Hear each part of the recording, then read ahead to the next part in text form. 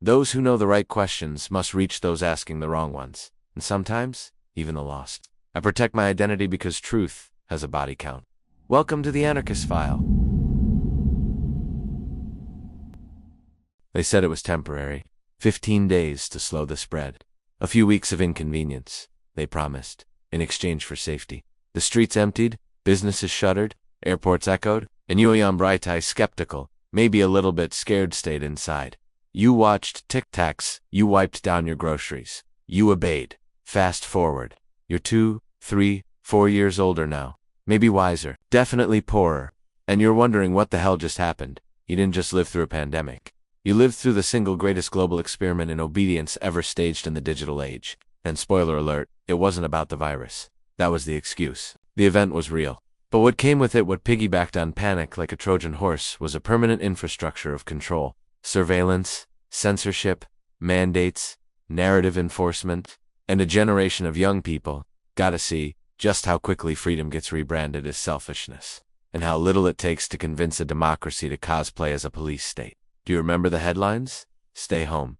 Stay safe, but also the curfews, the snitch hotlines, the drones yelling at people in parks, the apps that logged your location every time you walked past someone with a cough, the QR codes you had to flash just to get into a gym. You remember friends disappearing from platforms because they shared the wrong study? You remember seeing Drs. Actos credentialed, MD silenced for raising questions that would later become mainstream? You remember asking, just once, if maybe vaccine passports were a slippery slope in getting branded an anti-science Nazi? And now, years later, some people are pretending it didn't happen? Oh, it wasn't that bad? Stop being dramatic. Let's just move on. But here's the thing. They don't get to memory hold us. Because this wasn't just about one pandemic. It was a blueprint. A dry run for something bigger. And if you think the powers that be haven't already bookmarked every psychological lever, every emergency protocol, every legal gray zone they used during lockdown, then congratulations. You're exactly the citizen they wanted to breed. Not angry, not aware, just amnesiac. Not us. We remember. We remember the small business that got fined because they sold hot food. We remember the dad tackled for playing catch with his kid in an empty park. We remember the news anchor crying on NAR about ICU beds while TikTok nurses filmed dance routines between shifts. We remember the 2 years of moral panic over asking where did this virus come from. We remember the internet being cleaned in real-time to send memory hold by AI bots and moderation teams with direct lines to federal agencies. We remember being told we're all in this together, while politicians got haircuts, partied maskless, and flew private to conferences where they designed even more rules for use to livestock. We remember, and we're not here to play revisionist history. We're here to unpack the legacy, the real one. What powers were seized? What norms were rewritten? What surveillance stayed after the masks came off? What trust was permanently broken? Because this isn't just retrospective. This is preparation. This is about the next emergency.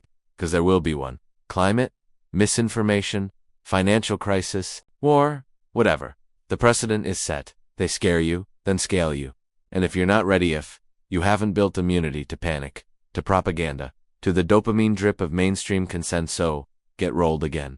So this video is for the ones who know something changed, who feel it in their bones, who watched normal get redefined in real time, and who aren't just ready to ask questions but ready to fight for answers.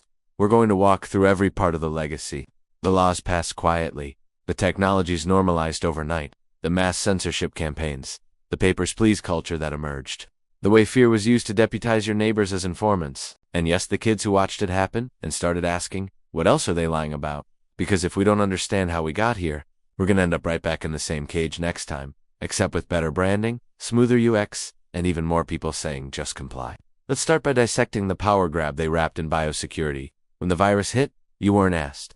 You were told. That's the first thing to understand. There was no town hall, no vote, no opt-out. They declared an emergency, and suddenly the social contract got rewritten with no signature. Executive orders replaced debate. The Constitution took a sabbatical, and the world was run by press conference and press release. In the U.S., more than 100 separate emergency declarations were made. Federal, state, municipal. These weren't small adjustments. These were sweeping suspensions of liberty. Evictions were banned. Worship was banned. Worship was banned. Protests, well, only the correct ones were banned. And yet, Amazon stayed open. The casinos in Nevada closed, but the strip clubs in Atlanta ran promotions. Because none of it was about logic. It was about compliance theater. A mass hypnosis experiment in what can we make them accept if we frame it as protection. Turns out, and the scariest part wasn't even the policies. It was how fast the tech adapted. Within months, there were real-time contact tracing apps in half the developed world. Bluetooth handshake logs, QR health codes, governed and verified check-ins at grocery stores, color-coded mobility systems that told you whether you were allowed to leave your apartment based on your viral history. In China, the CCP didn't even have to brute force it. People volunteered their information. They wanted to feel safe. Australia camps, not even pretending. People detained some forcibly for simply refusing tests or for breaking isolation orders. The public was told it was for their health. No charges, no court date, just silence. Detention under the flag of safety. New York introduced Excelsior Pass, a digital vaccine passport with all the bells and whistles, QR scan, expiration timer, health record integration. For a second, it felt like you couldn't enter a cafe without submitting to a state-backed database. And even when these measures were revoked, the infrastructure stayed. The apps still exist. The code is still live. The precedent is embedded like firmware in the minds of millions. If there's a big enough emergency, anything can be justified. And that's where the real shift happened, not in law, but in psychology. People started seeing rights as negotiable. They began to say things like, well, if it saves one life, or worse, I'm fine with it. I have nothing to hide. That last one, that's the death knell of freedom. It's not about what you hide. It's about what they see and what they decide to do with it. Because post-lockdown, the watchers upgraded. Quietly, geofencing became routine. Private data brokers sold location pings to government agencies without warrants because technically it wasn't the government tracking you. It was a private partner. You became the product and the suspect at the same time. And facial recognition skyrocketed. Under the guise of enforcing distancing and monitoring mask usage, companies like Clearview AI vacuumed up billions of public images. The FBI's next-generation identification database grew fat. Every street camera, every transit terminal, every Ring doorbell became a node in the surveillance hive. All that needed to happen was a flip of the legal switch on. Covey provided that flip. This wasn't security. This was soft martial law, served medium rare with a side of guilt and hashtags. But hey, they said, you could still use Uber Eats. You could still stream Tiger King. So what are you complaining about? Meanwhile, small businesses died. Over 100,000 permanently closed in the U.S. alone. Family, shops, restaurants, gyms gone. But Walmart thrived. Target, open, government salaries, paid, Congress voted themselves raises via Zoom while lecturing you on your privilege for wanting to go outside. And don't forget the trillions. While you got $1,200 in a warning letter, central banks opened the fire hose. Wall Street gorged on the pandemic like it was Black Friday. PPP loans, corporate bailouts, quantitative easing, round 57. The Fed printed until your savings turned to soup, then had the audacity to blame inflation on supply chains. As if shelves in 2020 emptied themselves, as if paying people not to work wouldn't eventually mean no workers. But let's zoom back out, because the money printing was a feature, not a bug. Same with the surveillance tech. Same with the emergency powers. Same with the digital passes. It was a test, and it worked. Every layer of society was stress-tested for obedience. Schools were told to muzzle your kids. They obeyed. Doctors were told not to prescribe medicine. They obeyed. Churches were told to close. They obeyed. You were told to isolate, snitch, comply, and above all believe. And if you didn't, censored, deplatformed, demonetized, fired. You were labeled dangerous. Even now, some of you hear this and still flinch. Still think maybe that's too far. Still feel the lingering hangover of being gaslit for 2 straight years. That's the psychological residue of a soft coup. And if we don't name it, they will do it again. But next time it won't be a virus. It'll be climate lockdowns or AI containment protocols or anti-misinformation directives. The flavor will change. The script will not. Because the bureaucracy that grew during COVID was never about health. It was about command, consolidation, centralization. A state that learned it could bypass process indefinitely by declaring an emergency and feeding you fear through a screen. And here's the real kicker. They didn't even have to enforce it most of the time. They made you enforce it. Social media users became unpaid censors. Journalists became scolds. Friends became fact-checkers. Family became risk assessments. All of it automated by guilt, by shame, by a deep social need to not be the odd one out. You wore your compliance like a badge? Posted your vax selfie? Policed your friend's language? Argued about case counts like they were sports stats? And you thought you were doing the right thing? That's the power of a properly tuned narrative. It doesn't need enforcers with guns. It needs storytellers with blue checks. So ask yourself, what stayed? What tools are still in place? What emergency powers are still on the books? What databases were built while you were watching Netflix and baking banana bread? Because they're not going to give those tools up. No state ever gives back power voluntarily. It has to be taken or made irrelevant, and that's where we go next. Let's talk about truth, or rather the monopoly on it. Because during COVID, the scariest thing wasn't just the virus, or the lockdowns, or the apps. It was that a handful of institutions declared themselves the sole arbiters of reality, and the rest of society went along with it. You were told, trust the science. But it wasn't science. It was a script, a rotating cast of experts vetted by press releases, paraded on late-night talk shows, platformed by tech companies, and backed by the kind of institutions whose budgets grow in direct proportion to the fear they manufacture.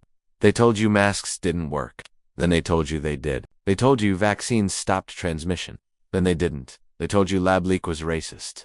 Then they told you, well, maybe not. And every time they pivoted, you were expected to pivot too instantly, perfectly, without memory of the last version. Like an NPC whose dialogue changes mid-game. That's not public health. That's narrative control. And when people questioned it, when doctors stepped outside the Overton window, when technologists, journalists, or just regular people asked, hey, does this add up? They weren't debated. They were deleted, deplatformed, demonetized. Algorithms downranked them. Labels were slapped on their posts. Accounts suspended permanently. And the punchline? It wasn't always government doing it. It was Twitter, Facebook, YouTube. It was corporations acting as the ministry of truth because they were private entities, and thus, conveniently unbound by the First Amendment. Except they weren't acting on their own. The Twitter files confirmed what many of us knew all along. There was a direct pipeline between state actors and social platforms. The FBI, DHS, and CDC had regular meetings with big tech to flag content, request bans, and recommend moderation protocols. They used words like partnership, but let's call it what it was. Coordinated suppression of dissent by proxy. That's the new censorship model. No gulags, no book burnings. Just a friendly email from an intelligence analyst to a trust and safety team, asking if maybe you'd consider deboosting this viral thread, questioning vaccine efficacy. And if that thread happens to belong to a former Pfizer VP, doesn't matter. If the study was peer-reviewed, irrelevant. If the question is fair, logical, and rooted in real science, still gone. Because science no longer meant evidence, it meant alignment. And alignment meant survival. Doctors had licenses revoked. Academics were publicly shamed.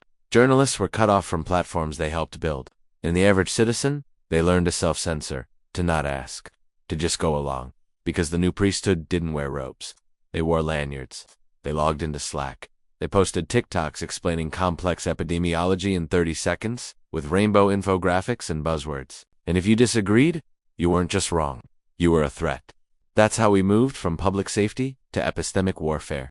Because once the state realized it couldn't fully enforce obedience through policy alone, it outsourced enforcement to culture, to the mob, to the verified accounts, to the university-trained foot soldiers who use disinformation, the way past regimes use heresy. Think about how fast the language mutated. From COVID to the COVID crisis. From vaccine to vaccine equity.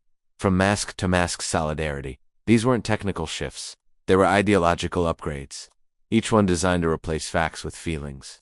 To anchor policy not in outcomes, but in moral performance. Suddenly, questioning a lockdown wasn't just a policy debated was endangering lives. Posting a chart was platforming disinfo, asking for open debate was giving voice to extraneous, and all of it, every inch of it, was monetized. Newsrooms saw record traffic, universities scored record grants, tech platforms harvested record data, and the bureaucrats.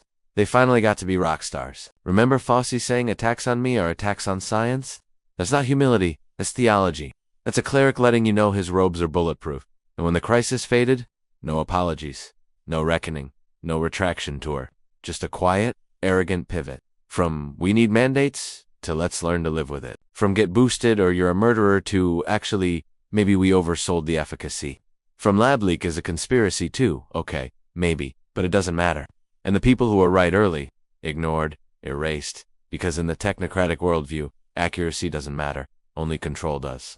And control depends on one thing, never letting the population realize they were right all along. Because the moment that happens, the moment trust collapses entirely, they lose the ability to narrate the next emergency. And believe me, it's coming. You think this ends with COVID? No. The playbook is modular. Just swap in a new topic. Climate. You don't support restrictions? You're killing the planet. AI. You questioned the rules? You're endangering humanity. Misinformation. You shared the wrong study? You're destabilizing democracy. The pattern is the same. Declare a crisis, centralize authority, silence dissent, call it safety, repeat, and at the center of all of it, language, rewritten in real time. Policed by bots, by bureaucrats, and by blue-checked NPCs who think reading a Medium post makes them policy experts. But here's the shift. Gen Z isn't buying it. You've lived through too many cycles, too many contradictions. You saw a TikTok nurse dancing in PPE 1 minute and crying on CNN the next. You watched a YouTuber get banned for quoting a government website. You saw fact checks reverse themselves in 90 days. You watched trusted institutions act like emotionally unstable teenagers with unlimited power. And now, you question everything. Good. Because once you stop believing the narrative, you stop being afraid. And once you stop being afraid, you can build. Not just a counter-narrative, a counter-system, with open protocols, with open dialogue, with platforms that can't be co-opted, and currencies that can't be frozen. Because freedom isn't speech. It's speech that doesn't depend on permission. They told you to stay home for others, not for yourself, not for your health, for the collective, for the good of people you'd never meet, in places you'd never go. That was the first reprogramming script to your body doesn't belong to you anymore. It's part of a system. You want autonomy? That's selfish. You want movement? You're dangerous. You want a second opinion? You're killing grandma. This wasn't just lockdown. It was psychological conditioning scaled across the population. For the first time, they figured out how to make fear look virtuous. You weren't scared. You were responsible. You weren't isolated. You were in this together. You weren't imprisoned. You were being a hero from your couch.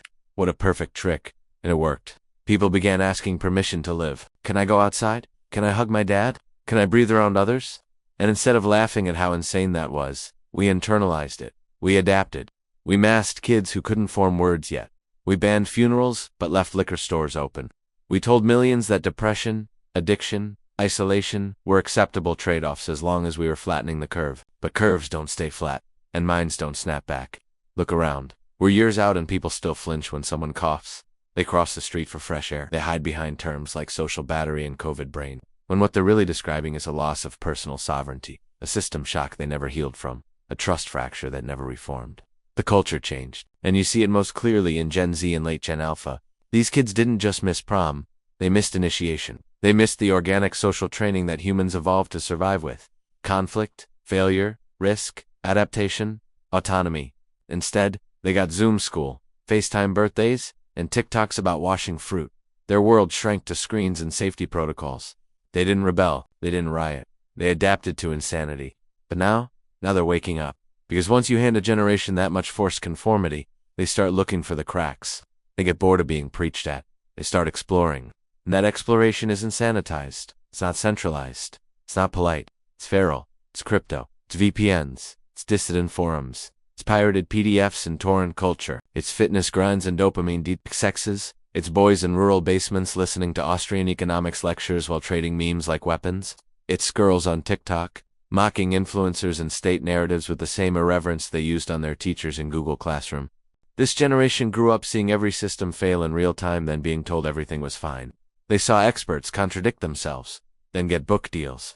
They saw their parents comply and still get laid off. They saw algorithms erase nuance get punished, and punishment get normalized.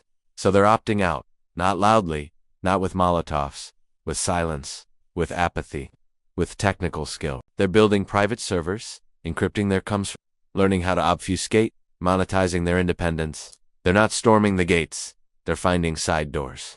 Because here's the twist. COVID didn't create a generation of sheep. It created a generation of fugitives. People who look at bureaucracy and say no thanks. People who look at institutions and see a clown mask over a security camera. People who learned early and brutally that safety can be a trap.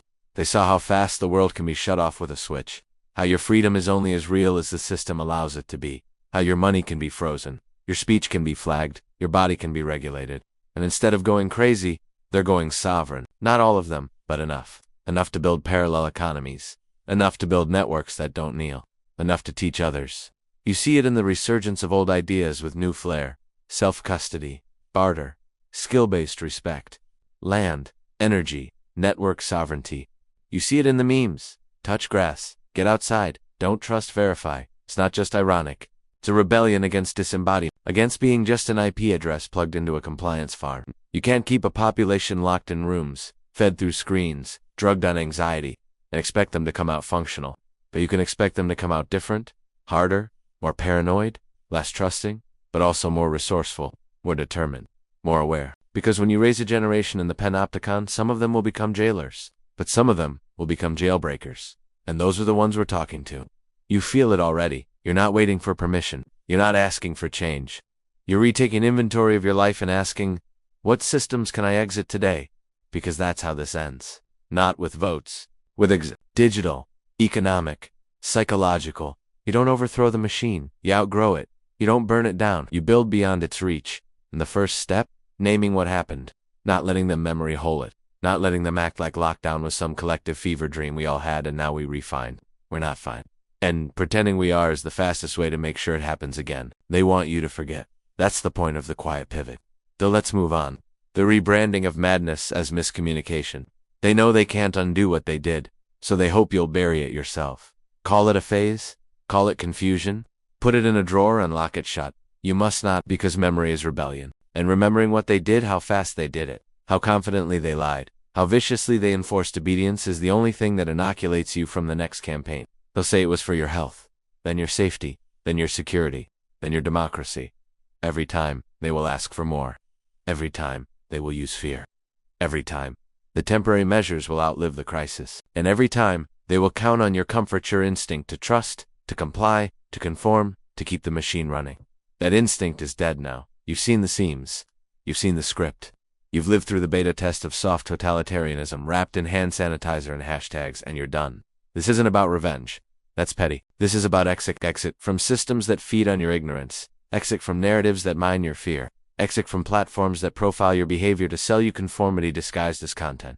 Because you don't need their permission. You need their irrelevance. And irrelevance happens fast when you stop feeding the loop. You don't need to argue with the mass cultists anymore. You don't need to convert the NPCs. You don't need to wait for the institutions to admit they were wrong. You just build elsewhere. You stack sats. You learn skills. You reclaim your health, your mind, your time. You unlearn the rituals of obedience. You refuse to let a QR code become your new passport to reality. You stop asking. You start creating. The systems you use, now all your money, your media, your marketplaces were not designed for freedom. They were designed for containment. And as long as you play inside them, you're a node in their machine. But when you exit, even quietly, they lose surface area, they lose data, they lose power. The world won't be saved by a revolution. It'll be saved by millions of tiny defections. People refusing to comply, refusing to submit, refusing to forget. Because once you see what freedom costs and what it's worth you, stop renting it from the people who sell cages with user agreements. You become responsible, fully, dangerously. And that's the only immunity that matters. Not a shot, not a mask. A mindset, one they cannot mandate, monitor, or monetize. And once you have it, they lose you forever. The story isn't over. This was the Anarchist File.